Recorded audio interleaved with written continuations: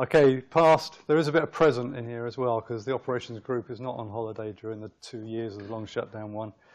First of all, thanks very much to people whose material I have swiped. So I won't actually try and put the names on all the slides, but this stuff goes around and comes around and is reused. Okay, the contents. So it's three talks. First of all, today is going to be fairly basic, leading you through the kind of layout of the machine and the basic accelerator physics. Tomorrow we get operational, and then in the third talk we look at performance, past and future and beyond. By the way, any questions at any point, please free to interrupt. Any corrections from the ABP group, they're welcome to chip in. Or the magnet group, indeed. So just a brief overview to get started. The LHC, of course, you've got the idea now. It's very big, it's very cold, and it deals with very high energy. We've got 4 pesky experiments out there and a lot of other more interesting stuff. So power converters, over 9,000 magnetic elements, a huge quench detection system, over 1,000 beam position monitors, 4,000 beam loss monitors, and of course the whole thing's basically based on cryogenic magnets, and 150 tons of helium in the system, about 90 tons of that at 1.9 K, and a huge amount of energy in the beam, and a huge, even more energy stored in the magnets. Okay, so we have injection at 0.2 through ALICE, at 0.8 through LHCb. We've got collimation at 0.7 and 0.3. The beam dump out at 0.6 and the RF at 0.4, and I'll come back to those guys. Okay, brief reminder of what we've been doing over the last 3 years or so. 2008, we had our first sector test in August, and September the 10th, 2008, first beams around the machine. Fabiola just pointed out this was 5 years ago today. Is it today? Today. Wow. That seems a long time ago. I've said this before. If you want to live forever, try commissioning a new accelerator. Of course, nine days after that, there was a disaster, and accidental release of 600 megajoules into one sector, and we ripped up a few hundred meters of machine and made a big mess. Took over a year to repair that. I'll come back to that later. And being back 29th of November 2009. First collisions at 3.5 TeV in a very public display. And by the end of 2010, we were starting to produce some luminosity, 10 to the 32, with about 250 bunches. The regular 4-month iron run at the end of the year, and by mid 2011 we're up to the 1,380 bunches, and enabling delivered 2.6 inverse femtobarns by August, allowing the experiments to get into the Higgs exclusion game, along with the Betatron and Fermilab. Okay, 2012, very good performance, up to about 710 to the 33 by June. We delivered 6 and 6.6 inverse femtobarns by the 18th of June 2012, which was enough for the Fabiola to finally meet Peter Higgs. I'll leave it there.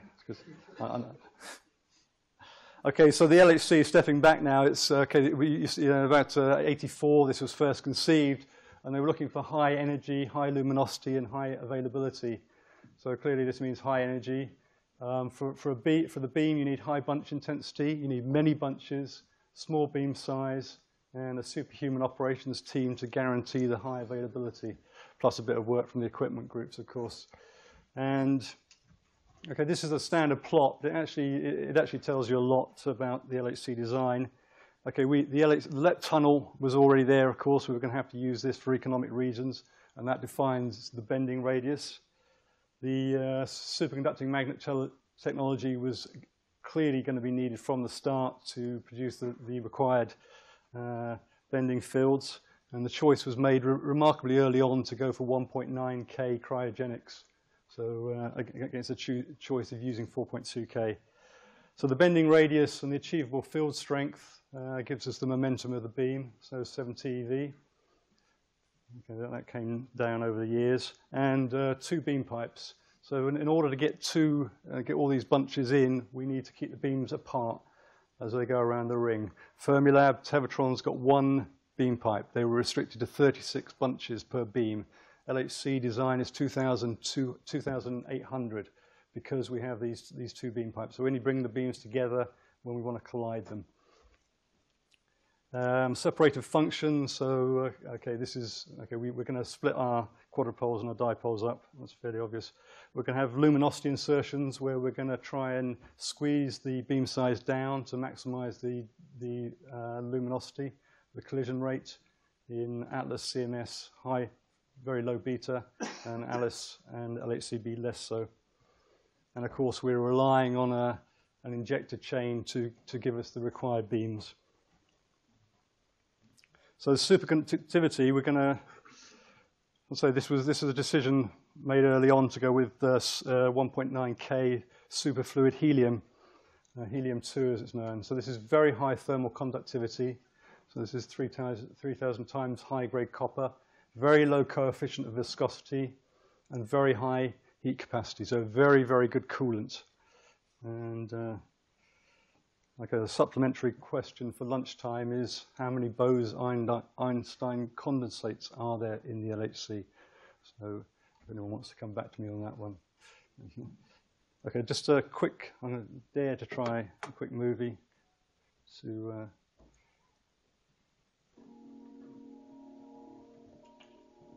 There were more surprises ahead. In the 1930s, another strange phenomenon was observed at even lower temperatures.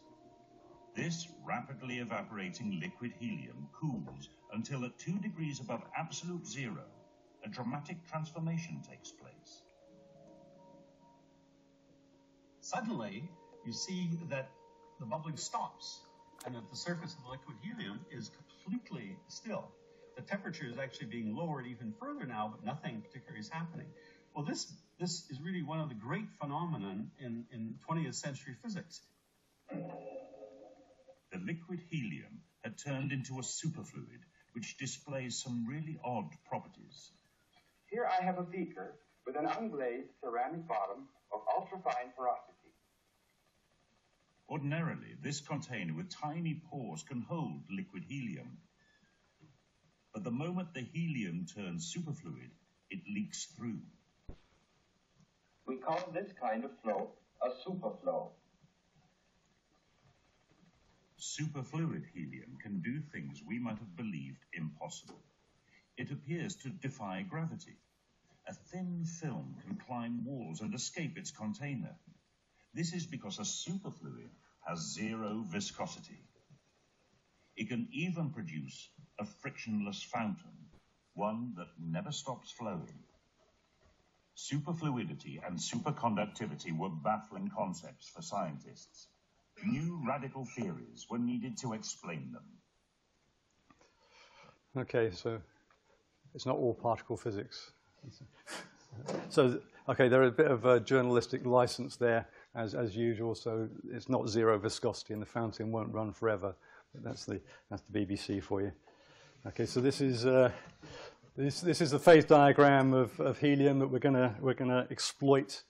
So this is about atmospheric pressure. In fact, the red dot's a little higher in the LHC. So this is what's going to be inside. I'll show you the diagram. So this is pressurized helium-2, subcooled liquid, and here at very low pressure we have the 2 phase sitting on the phase boundary between gas and vapor. So saturated helium-2, which is going to be effectively going to be our coolant. So the layout of the dipoles.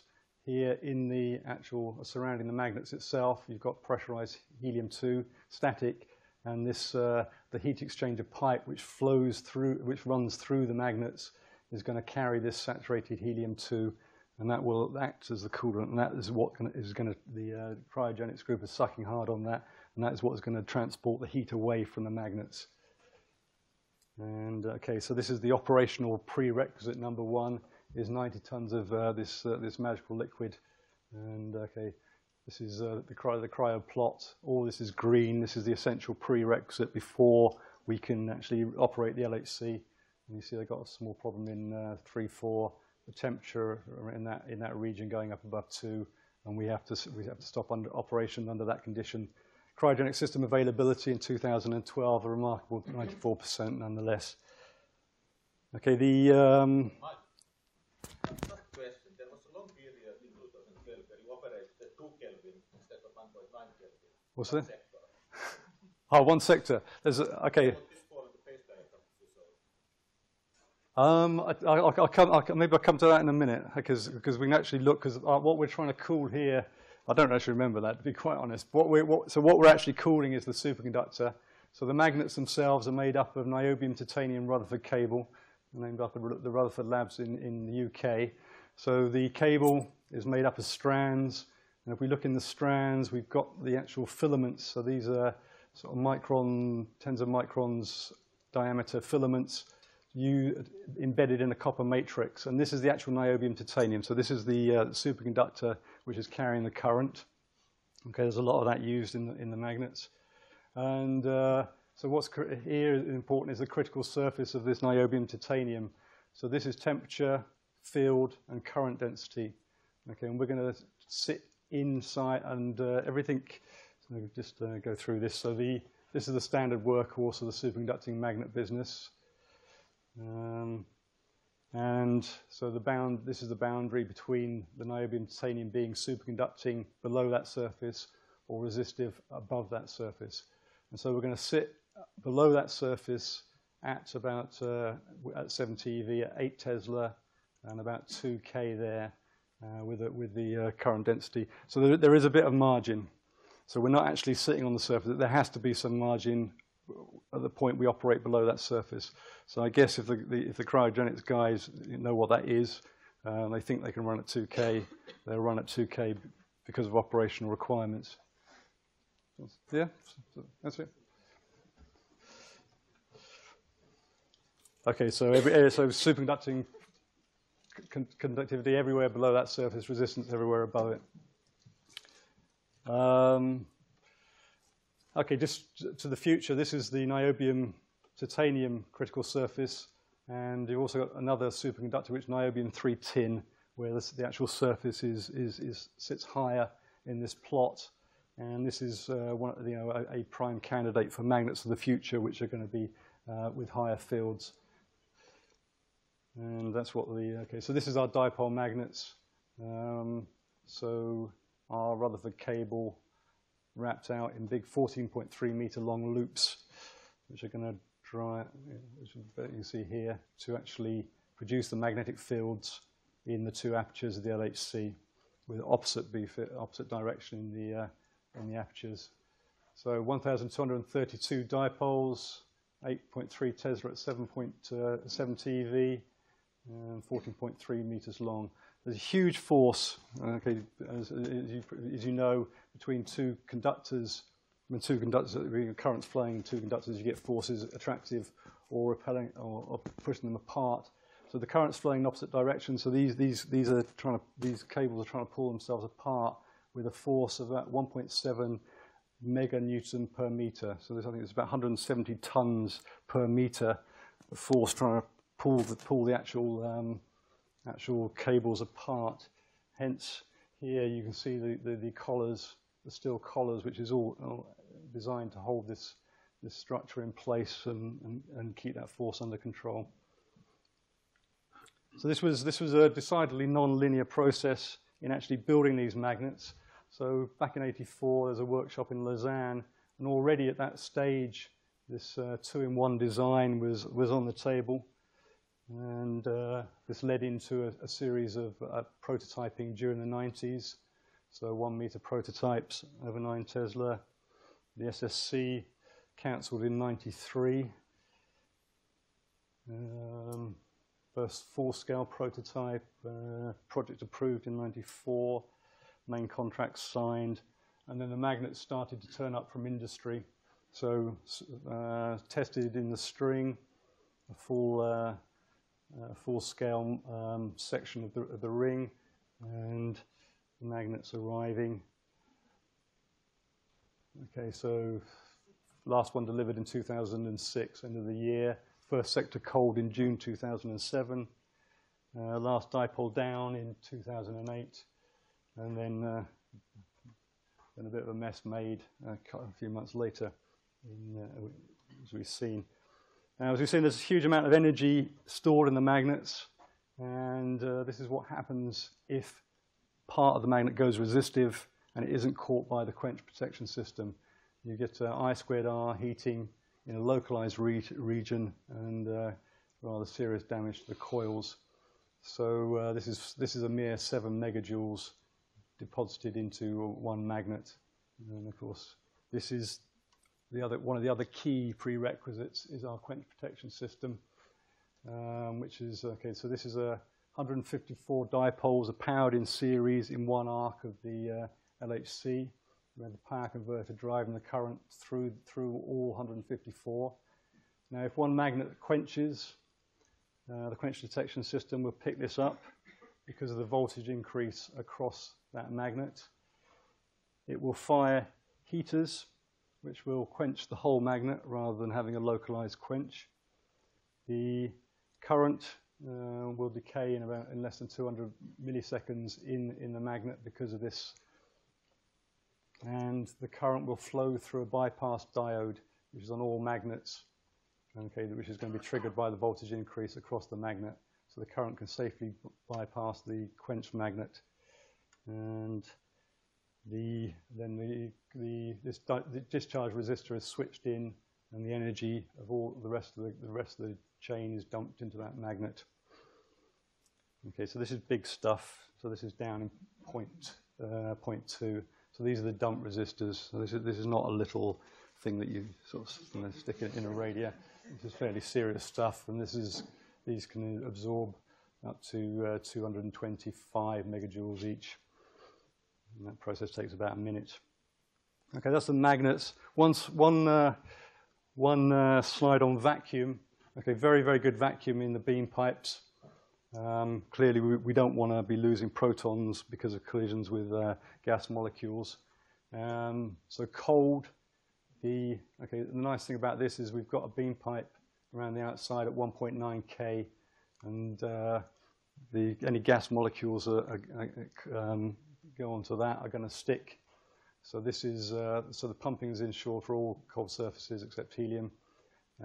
Before you cool down, though, the vacuum's already got to be pretty good. So there's a whole series of pumps, turbomolecular pumps, etc., to get the vacuum down before we cool down, and then the rest goes onto the cold surface of the vacuum pipe.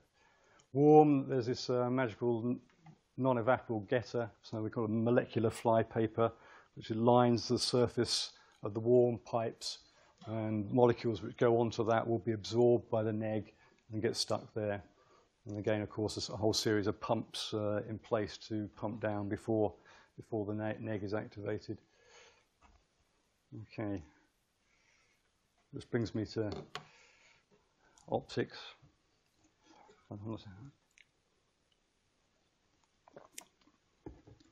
So if anyone from the Accelerated Physics group can close their eyes for the next 10 minutes, I'd be grateful.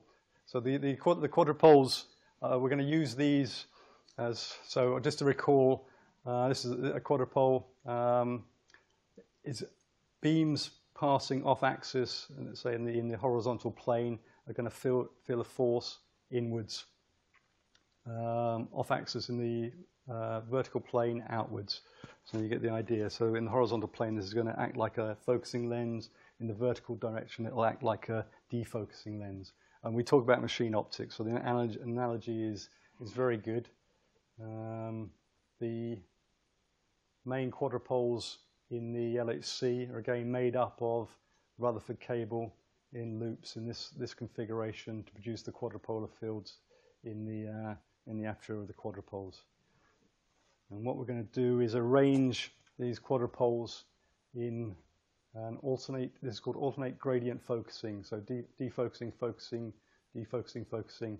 And this is going to basically produce, the beam is going to oscillate but the motion will stay within certain limits, and the motion as it goes around the machine is stable. Okay, so this is a trajectory of one proton going through this lattice of alternating gradient focusing quadrupoles. And we can think of this as an oscillator, but we have a varying spring constant depending on as we go around the ring. So our normal simple harmonic oscillator, this K would be a constant, but okay, this is going to vary with S as we go around the ring. So S is our longitudinal coordinate, and so this is the equation which is going to describe the motion of this part, which is going to describe the motion of this particle. Okay, well, I've got to solve it, of course. Similarly for the vertical plane. Now this is famously the Hill's equation, and we can quite simply write down the solution, and we have an amplitude. So this is the x displacement of the particle as it goes around the ring with coordinate s. We have an amplitude term and an oscillatory term. Okay, so if we look here, these are initial conditions, A and phi 0, and beta is the amplitude modulation due to the changing focusing strength. Okay, we've also got a phase advance. So you can see this is an oscillation. We can define a phase advance between 2 points, which is going to be controlled by the focusing properties of the lattice. And this is going to be basically described by this beta function. Okay, hopefully I can illustrate this a little bit better later. So we stick our solution, assumed solution into Hill's equation, turn the handle, and we get the phase advance between 2 points is the integral of 1 over the beta function. So if you think about, if you go back to your basic wave mechanics, you see this is very analogous to the wave number k, and we can interpret this beta as the local wavelength of the oscillation. So you talk about beta star of the beta at the interaction point of 60 centimeters. I mean, it sounds a bit, what's going on, but basically describes the local wavelength of these Betatron oscillations. And if you recall the solution for an individual particle, we have that the square root of beta x and beta y define the envelopes of all particles with amplitude A. So we've got a phase term, but this term is going to define the maximum excursion of a particle with that amplitude A. And these very important quantities depend not on just on the local focusing, but on the global solution around the whole period of the lattice. So if you change quad there, you will change the beta function on the other side of the ring. So this is a global solution. And this is from Bernhardt. So one particle going through once, going through twice, going through 3 times, etc., etc., etc. And you can see that you can see that these particles are staying within this envelope, which is modulated by the beta function. So this is the idea. So this is kind of, the beta function is varying as we go around the ring, and the envelope, the beam size is going to change. And if we stick with our bunch as it goes through the alternate gradient system, that's the sort of thing we'll see. So focusing, defocusing, focusing in the horizontal plane. Okay. And out in the LHC, out in the arcs, we've got a very regular structure. So this is this is mad output. So dipole, dipole, defocusing quadrupole, dipole, dipole, focusing quadrupole, and the beta functions. So this is a defocusing quadrupole. So smaller beam size here, larger beam size here, and this cell is repeated x times as we go out in the arc. So very, very regular structure. There's lots of other magnets in there, which I won't go into now, but you've got trim quads, octopoles, skew trim, octopoles, all sorts. We use some of those. Okay, just for let's try and make that a little bit more. Let's go out into the LHC. Okay, welcome to the LHC tunnel. So we're here in sector 8-1.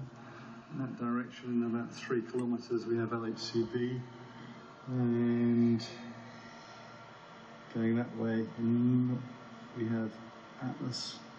Okay, just to show you the regular lattice structure, here we have a quadrupole, the cryogenic feed-in. The interconnects have been opened in preparation for the consolidation work. And if we stroll towards point 1, we have a quadrupole, then a dipole.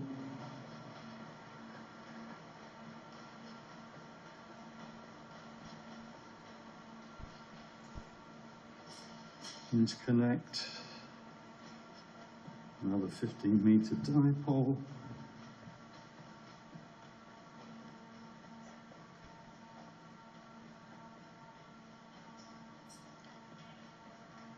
And here's another dipole.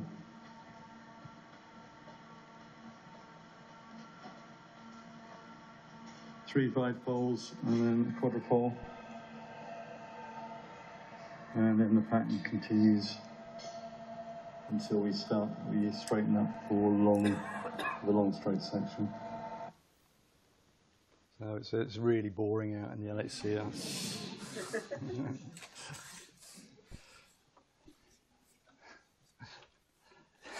Yes. So Betatron oscillations. Okay, just to hammer this home. So our typical beam position monitors don't resolve individual particles. They see the whole bunch, and we can actually, if we give the beam a kick, this is beam 2 going from right to left. If we give the beam a kick, it will go out there, and it will perform effectively Betatron oscillations, the whole bunch. And the green bars here are the beam position monitors, which are sampling these oscillations at the quads. And you can actually see focusing,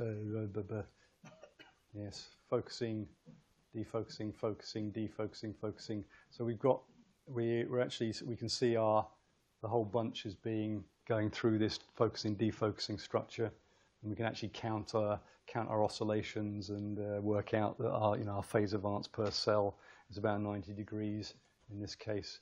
And of course, this will rattle on around the ring, and the number of so you can do that with one bunch. You can do it. So this is multi-measurement. So this is actually single pass again, trying to probe the aperture.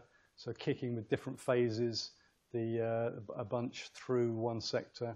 And again, you can see the oscillations with different initial conditions going through the regular lattice structure there. And okay, the tune is the number of oscillations a particle makes in one turn of the ring. So this is very important. So we spend half our time in operations worrying about what value this has. What's really important here is the non-integer part. So in this case, in horizontal 0.31, in vertical 0.32. Very important for beam stability and has to be controlled very, very carefully, because like any other oscillator, these go into resonance if we put these on the wrong value. And okay, this is a display of an FFT from a monitor doing turn-by-turn measurements, and we can see the horizontal tune here at about 2.8. This is down at injection, in fact, or 3.2 kilohertz. And the reason we have to control this so carefully is that there are, let's say, a number of resonances out there. I won't go into any details here, but this is horizontal tune, the non-integer part of the horizontal tune, non-integer part of the vertical tune, and all these lines are higher order resonances. They're not very strong, but we want to stay away from them. Some of these guys, the third order resonance, for example, is very nasty, and we have to keep the tune, this non-integer part of the horizontal vertical tune, in a little window here to assure beam lifetime. So we have to control the kind of the number of oscillations that these bunches do as they go around the ring very carefully to avoid putting the beam onto these resonances. Okay, so we've got our beam going around in direction S, displaced by x from the ideal orbit, and it will be making angle x prime with respect to this orbit. And what we can do is go into phase space. Okay, this is very simple. Okay, imagine an oscillation. Okay, here we've got a displacement with no angle. Here we've got no displacement and an angle. Here we've got negative displacement. And we just plot this on a x angle plot. Okay, so this is just a kind of basic tool. In fact, what we're going to do here is stay in one place and look at the x as these particles come past, as a single particle comes past, and this will perform a trajectory in phase space. And in a linear case, or if we set at a quadrupole and just plot this particle as it goes around turn 1, 2, 3, 4, 5, 6, it will describe an ellipse in this x angle space. And as the beam goes around the ring, the orientation of this ellipse will change. So focusing, defocusing, focusing quadrupoles, and the ellipse of a single particle if we look at the points at these different points. Now the area stays the same. This is very important, conservation of phase space area. And what this does, it allows us to define what we call the emittance. So what we do is we're going to take the ensemble of particles, stick those on the phase space, draw a contour which is going to take up a given percentage of those, and that we're going to call the emittance. Okay, so this is the ensemble. We've drawn this contour, and okay, and we call this area is pi times the emittance. Okay, so this is again in this x prime phase space. And if we project that phase space onto the x-axis, we will get a Gaussian distribution, the sigma of which is what we call the beam size. Okay, so beam size is the square root of the emittance times the beta star. Okay, just to okay, this is going to be key for us when we come to worrying about performance. Okay, and we can think of this as being the emittance as being given by the ensemble of particles, and the beta function given by the magnet structure, the focusing properties of the lattice. So these two things go towards giving us the beam size. Now, I'm going to do this because normalized emittance is something you'll see when we talk performance from the booster to the PS to the SPS into the LHC. We always talk about normalized emittance. Now, the beam size as we go up in energy is naturally going to shrink. We're giving energy in the longitudinal direction, in the S direction, but not in the transverse direction. So you can see that the momentum vector is going to come down towards the horizontal, and the actual beam size will shrink. So so what we do, and this essentially goes in the LHC with beta is practically 1. This goes with gamma. And so what we do is we multiply the emittance by gamma, and we end up with a constant. Okay, these are relativistic beta and gamma now.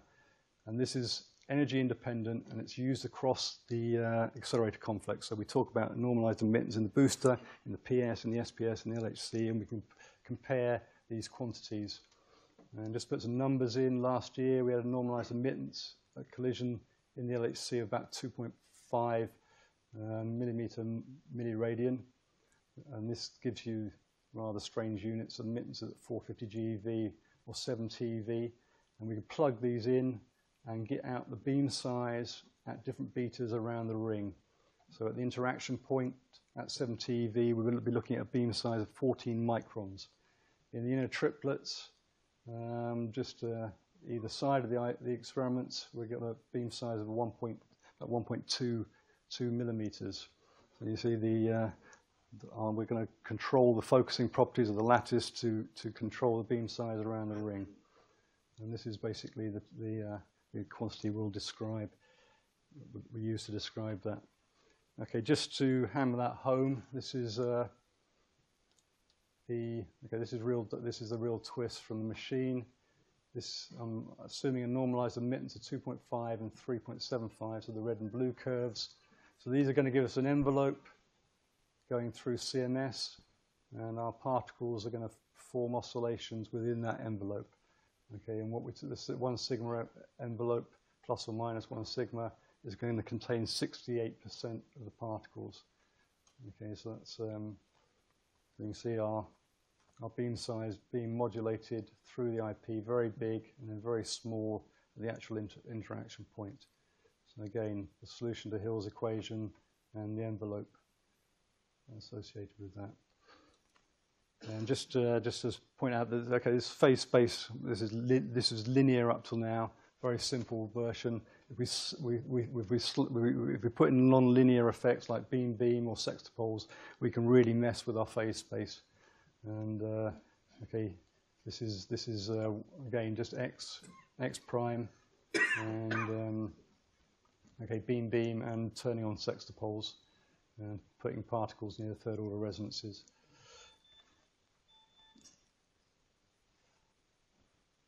Okay, our basic arsenal of magnet field dipole, with By, okay, going out from the middle in the x direction is constant, of course. Quadrupole, we've got linear variation across the aperture, which is going to give us a force towards the center in this case. Sextipole has got a quadratic variation across the across x, but you notice the field is pointing in the same direction on either side, so the force is pointing as okay, in quadrupole it's in opposite directions. In sextipoles it's pointing in the same direction for plus or minus x. And this is going to be, we're going to use this in a minute. So I'm going to, okay, dispersion. We've got a momentum spread in the beam, so our bunches are moving with there's a momentum spread there. The higher energy particles are going to be bent less in our magnets, and this leads to an effect we call dispersion. So our kind of particle with nominal momentum is going to go through the middle here, and our off momentum particles are going to, if they've got momentum higher than nominal, they're going to oscillate around a different closed orbit, higher, lower. So the high momentum particles are going to go to the outside, the lower momentum particles are going to go to the inside because of the different behavior in the bending fields. Okay, and dispersion is just simply the variation in the orbit with respect to this momentum deviation. And in LHC, we can actually measure this. We can change the energy of the beam. This is a measurement of the dispersion, and you can see horizontally that the beam shifts out. So the dispersion is this is dispersion, not the beam. So we've just measured the dispersion, and it's about 2 meters in the horizontal plane, practically 0 in the vertical, because we don't have bending in the vertical plane. Just to say, this beam size is affected by this, because the momentum spread leads to a spread in the displacement of the particles out there where there is dispersion. And what we do is between the arc and the straight sections, we have a magnetic configuration called dispersion suppressor, where we bring the dispersion to 0 in the interaction regions, because we don't want this component coming into the beam size at the interaction point. Okay. Sorry about this. This is the basic physics. Chromaticity, the same thing with. So that's the behavior of the off momentum particles in bending fields. In the quads, we've got the same sort. We've got another problem. Is our low energy particles are going to be bent more. Our higher energy particles are going to get bent less, focused less by the quadrupole. Okay. And this would lead to this momentum spread generating a tune spread, which would be unacceptable.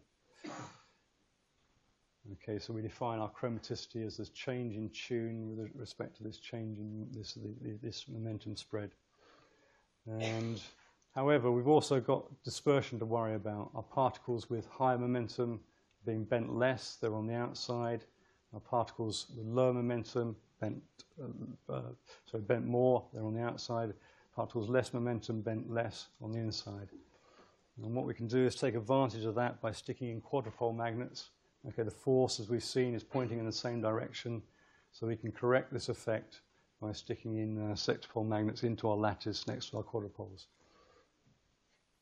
Okay, right, so that's the accelerator physics over. I'm more relieved than you are, I tell you. This is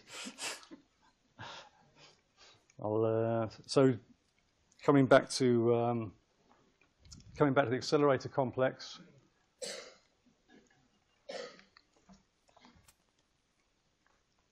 Our protons coming out of the source down into LINAC 2, into the booster, 4 rings, up to 1.4 GeV into the PS, 1.4 to 26 GeV, off into the SPS, and then extraction into the LHC down either TI8 or TI2. And also ions when it comes to it, LINAC 3 into LEAR, bypassing the booster into the PS, off down into the SPS and into the LHC as before. And injector cycling, so the booster, 1.2 second cycles. So in injection, acceleration, extraction rather quickly. Similarly in the PS, up to from 1.4 up to 26 GeV, and then into the SPS, which is a bit slower. This is going to take the beams from 26 GeV to 450 GeV. And okay, this is beam intensity in the those 3 injectors before extraction into the LHC, clockwise or anti-clockwise.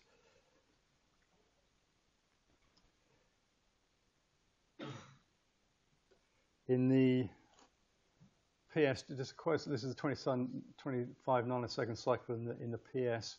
We're going to inject 6 bunches from the booster, 4 and 2 goes, and then the RF team are going to get imaginative and start splitting longitudinally. So triple splitting on the flat bottom here, up, accelerate up, and then on the top there's a double split, and then another split to give the full component of 72 bunches. So this is what the LHC, the PS is going to give to the SPS. And okay, that was the 25 nanoseconds. Last year we ran with 50 nanoseconds with 1.7 10 to the 11 per bunch, and the PS was producing batches of 36 bunches. So it sends 36 bunches to the SPS 4 times, and then the SPS accelerates that lot, extracts that to the LHC, and the LHC builds up 1,380 bunches around the 27 kilometers, leaving a 3 microsecond gap at the end for the beam dump kicker. So that's a real beam bunch measurement from the LHC from last year, actually bunch length. And that's our full component of bunches. And a fixed display in the control room. You can see this is bunch intensity, and we have an average of about 1.7 10 to the 11 protons per bunch, and with a scatter, you can see there. So that's what was accelerated and put into physics. So a bunch is 1.7 10 to the 11. Its transverse beam size last year at the interaction point was 18.8 microns. Out in the arc at 450 GeV, it's a millimeter, half a millimeter. Its bunch length is about 37.5 centimeters, 1.25 nanoseconds. This is 4 sigma. And the momentum spread design at 70 eV is about 1.1 10 to the minus 4. So this is the kind of measure of the difference in the sort of momentum spread in beams is about 1 GeV. Which brings us to the interaction region. So we've got to collide this lot. Beams traveling in separate beam pipes in the arc. We're going to bring that into a common beam pipe, and beam 2 coming in this way. That's beam 2 is going to, sorry, that's we're going to switch over here actually. So beam 2 is going to do that, beam 1 is going to do that, and I'll just try and make that a bit more. Carrying on down the dipole plate section, standalone quadrupoles, or IPQs, individually powered quadrupoles as they're called. And we have the two warm beam pipes with the cryogenic supply line on the other side there. So okay, still beams still travelling in separate beam points at this point.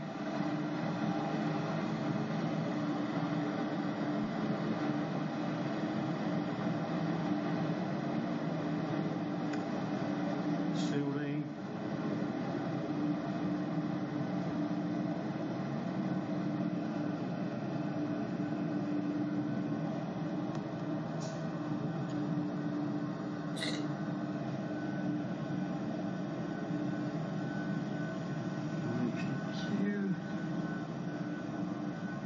And separation dipole. So this is going to keep the beams one towards and the other just straighten up. And we come here to where the beam pipes are actually brought together. So here we have our tertiary collimators on the incoming beam. And okay, bit of work done there, so the beam pipe's missing. But in here is the join. So this is the tan, the absorber for neutral particles coming from the interaction point. And if we go the other side of the tan, we're into one big beam pipe, which is going to allow the beams to come together in the center of Atlas eventually. Okay, so we're in one beam pipe, and so we've got all these bunches. And if we're not careful, they're going to collide with each other. So we introduce a crossing angle to avoid parasitic collisions either side. So this is the middle of the experiment. And to avoid these guys hitting, we kind of introduce a closed bump. So beam 1's doing this and beam 2's doing that. And the bunches thereby miss each other. They still see each other. These encounters are called long-range encounters and are actually quite important for beam dynamics. And we have to control this angle very carefully. Okay, the crossing angle introduces a few problems, which I won't go into, but say something that has to be controlled very carefully. And this is a diagram of the crossing angle for beam 1 CMS. So this is about 110 meters, so you get the idea of the scale. These are so beam down, coming down, up. So this is a crossing angles horizontal in CMS. And in the other plane, the vertical plane, we've also got a separation bump. So this is in millimeters. So there's about 2 millimeters, 4 millimeters, 6 millimeters. Give you an idea of the vertical scale. And the separation bump is we're going to keep the beams separated through the ramp squeeze, and then bring this off when we go into collisions. Okay, and what that looks like out there in the ring. So horizontal and vertical. Huh? Sorry. Right. So this is okay. So this is a before and after crossing angle bumps being brought on. So here you can see horizontal crossing angle in CMS and LHCb, and vertical crossing angles in Atlas and Atlas and Alice. So about plus or minus 6 millimeters peak to peak in at 450 GeV. Okay. Right, so that's the crossing angle. We're also going to squeeze. So this is going to reduce the beam size, let's say, to about 20 microns at the IP to maximize the collision rate there. But you see the price of this is very big beams in the inner triplets either side of the experiments. So our beta goes up to about 4.5 kilometers when we squeeze hard. Our phase space plot now is we've got a very high, very small beam size. In this case horizontal, but very large angular divergence, the price to pay. And the beta functions across the region look something like this. So here you see beta x and beta y, so round beams, and big beams out there in the inner triplets, and to give these very small beams at the interaction point. Okay, getting to the end. So small beams in the interaction point, big beams in the inner triplet, reduced aperture, and therefore this is why we don't inject with squeezed optics. So we inject with bigger beams at the IP, and when we get to top energy, we go through this process of reducing the beam size at the interaction point. And okay, it's a busy plot, and we're going to use, so this is the IP. We were walking along here a few minutes ago, past Q6, Q5, Q4 to the separation dipole and the tan. And what we're going to use, this is the inner triplet, this is Atlas, so inner triplet Q1, Q2, Q3, Q4, Q5, Q6, Q7, out Q7, Q8, Q9, Q10, out into the arc proper. And we're going to use all these quadrupoles to control the optics in the IR during the squeeze. So the actual current in the triplets doesn't change very much, but the beam size does. And we use these guys out here to control that. And just to finish the journey.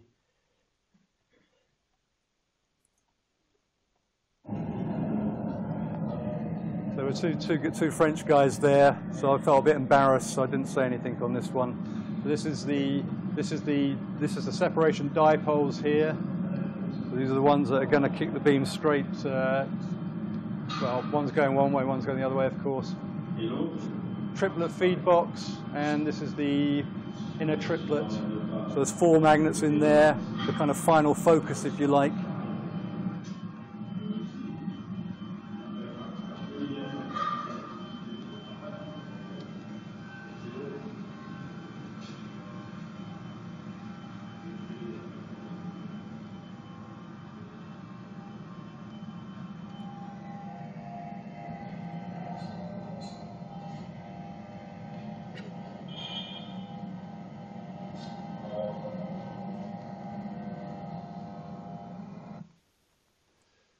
Okay, and somewhere behind there is Atlas. And that is it. So today we have learnt about dipoles, cryogenics, and the all-important quench protection system, optics and basic beam parameters, for which I apologize. Beam configuration, so the bunch-by-bunch makeup of the beam, the interaction region layout, and the need for crossing angle and separation bumps. And a first very cursory look at the squeeze. Okay, so tomorrow it's going to get operational and without doing any damage. So we'll have a look at how the machine protection system helps us deal with the enormous amount of energy in the beams. And that's where I'll leave it. Thank you.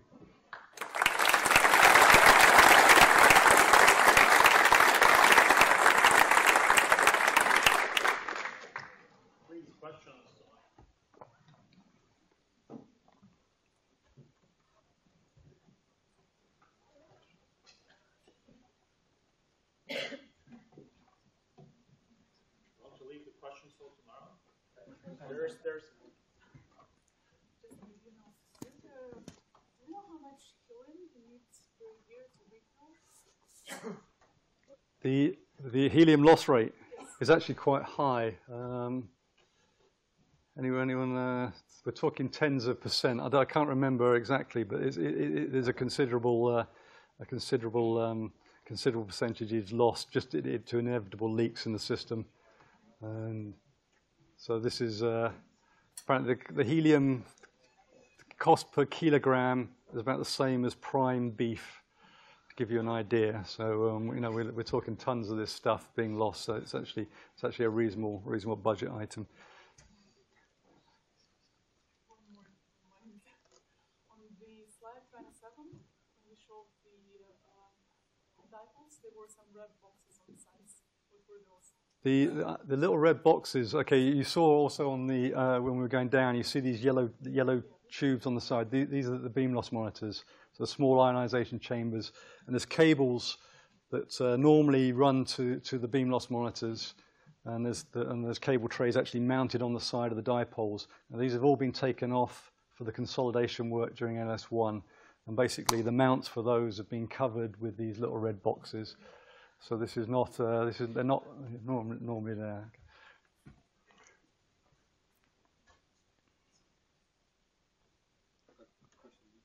So I know that emittance naturally grows if you just leave the beam, just keep the beam in. In the injectors, there are tricks you can play, try and reduce the normalized emittance. Can you do things like that once the beam is in the LHC? If not, why not? We do. I mean, one important tool is the transverse dampers, which is doing bunch by bunch, turn by turn damping. So this will actually lock onto motion that could lead to emittance blow up in injection, for example. Other than that, you're fighting the natural processes like noise, like there's a scattering between the protons in a bunch, intrabeam scattering, which is going to lead to blow up, and some of it's just inevitable, and there's not too much we can do about it.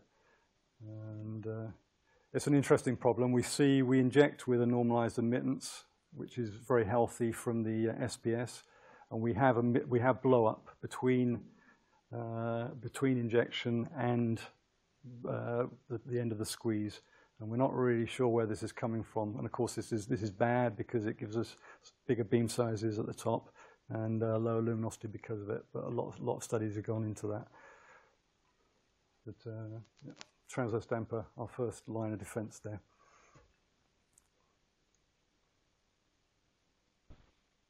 Well, okay, if there are no further questions, then let's thank Mike again.